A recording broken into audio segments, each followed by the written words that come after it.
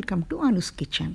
ఈరోజు కిచెన్లో రెసిపీ ఊరించే ఉల్లికారం. చూసారా, ఉల్లికారానికి ఊరించి అని ట్యాగ్ ఎందుకు పెట్టాను అంటే ఈ రెసిపీ ప్రిపేర్ అవుతున్నప్పటి నుంచి ఊరిస్తుంది. కుక్ అవుతున్నప్పుడు కానివ్వండి, ఇల్లంతా గుమగుమలాడిపోతుంది. రెసిపీ ప్రిపేర్ అయిపోయిన తర్వాత డిష్ అవుట్ చేసుకొని తింటూ ఉంటే అమృతంలాగా ఉంటుందన్నమాట. సో ఆ వివరాల్లోకి వెళ్ళిపోదాం పదండి. సో కాస్త లైట్గా మనము మైల్డ్గా కారం తినేపైతే 10 ఎండుమిరపకాయలు, మీడియంగా కారం తింటే 15, కాస్త స్పైసీగా కొద్దిగా కారంగా తినగలిగితే ఒక 20 ఎండుమిరపకాయలు అవి మునిగేంత వరకు వేడి నీటిలో నానపెట్టాలండి. మూత పెట్టి ఒక 5 నిమిషాలు నానపెట్టుకోవాలి. ఆ తర్వాత మనము ఒక ఉల్లిపాయని, ఒక టమాటోని, ఒక వెల్లుల్లి హోల్ గడ్డని తీసుకోవాలన్నమాట. అన్నీ ఒకే సైజు ఉండేటట్టు చూడండి. టమాటో ఒక హాఫ్ చెక్క ఎక్కువ ఉన్నా పర్వాలేదు.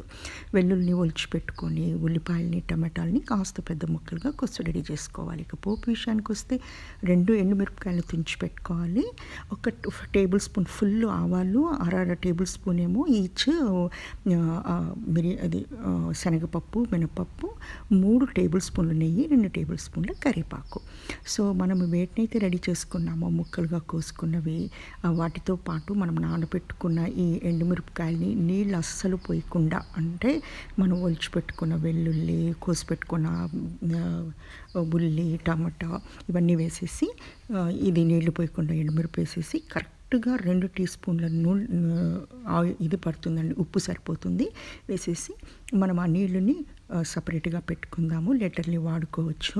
తర్వాత ఏమో ఏంటంటే ఇది మెత్తగా వీలైనంత మనము పేస్ట్ చేసి పెట్టుకోవాలి. ఆ తర్వాత ఒక ఫ్రైయింగ్ ప్యాన్ని స్టవ్ పైన మనము ఫ్లేమ్ని మీడియంలో పెట్టి దాంట్లో ఫస్ట్ నెయ్యి వేసేసి అది కొంచెం కరిగి కొద్దిగా వేడెక్కిన తర్వాత మనం తీసుకున్న పోపు దినుసులు, ఆవాలు, మినపప్పు, శనగపప్పు ఇవన్నీ వేసేసి కాస్త వేగిన తర్వాత ఎండుమిరపకాయలు, పచ్చిమిరపకాయలు అన్నీ కరివేపాకు అంతా వేసుకొని బాగా కాస్త క్రిస్పీగా ఎర్రగా వేగేటట్టు వేసుకోండి. దీంట్లో మనము జీలకర్ర వేయమండి, గుర్తుపెట్టుకోండి, టేస్ట్ అంత బాగుండదు.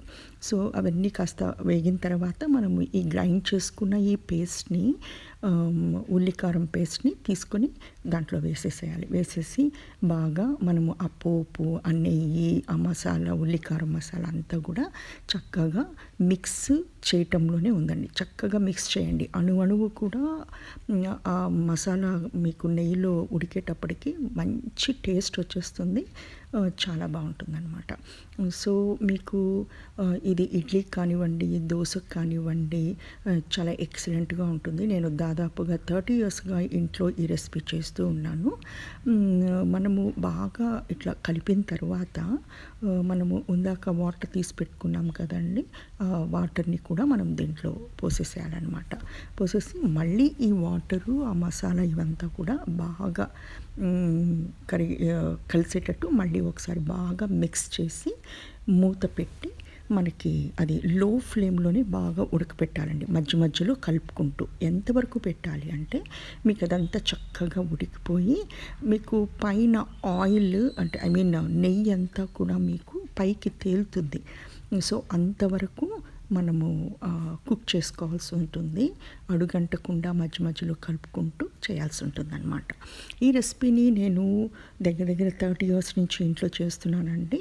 మనము ఇది ఎంత వర్త్ అంటే ఈ చట్నీ మనము చాలా మంచి టేస్టీ వెజ్ రెసిపీస్ కూడా చాలా చేసుకోవచ్చు. ఎగ్తో కానివ్వండి, లేకపోతే పన్నీర్తో కానివ్వండి, కాలీఫ్లవర్తో కానివ్వండి, మష్రూమ్తో కానివ్వండి, ఎక్సలెంట్ రెసిపీస్ని మనం ప్రిపేర్ చేసుకోవచ్చు. ఆ కర్రీస్ కోసమే కూడా ఇది కర్రీ బేస్గా రెడీ చేసుకోవచ్చు. అంత వర్త్ అనమాట ఇది. సో టిఫిన్లోకి అయితే ఇడ్లీ, దోశలోకి బాగుంటుంది. రైసుల్లోకి, చపాతీలోకి నేను ఇందాక చెప్పిన ఆ వెజ్జీస్ తోటి కర్రీస్ చేసుకుంటే సూపర్ అనమాట, అదిరిపోతుంది. సో మీరు కూడా తప్పకుండా ఒకసారి ట్రై చేసి మీకు ఎలా వచ్చిందో నాకు కామెంట్ సెక్షన్లో మీ ఫీడ్బ్యాక్ చెప్పండి. మీ కామెంట్స్ కూడా నాకు చెప్పండి. తర్వాత నేను వీటితో చేసే వెజ్ రెసిపీస్ని కూడా త్వరలో నేను పోస్ట్ చేస్తాను. వాటి లింక్స్ని కూడా ఇక్కడ ఇస్తాను.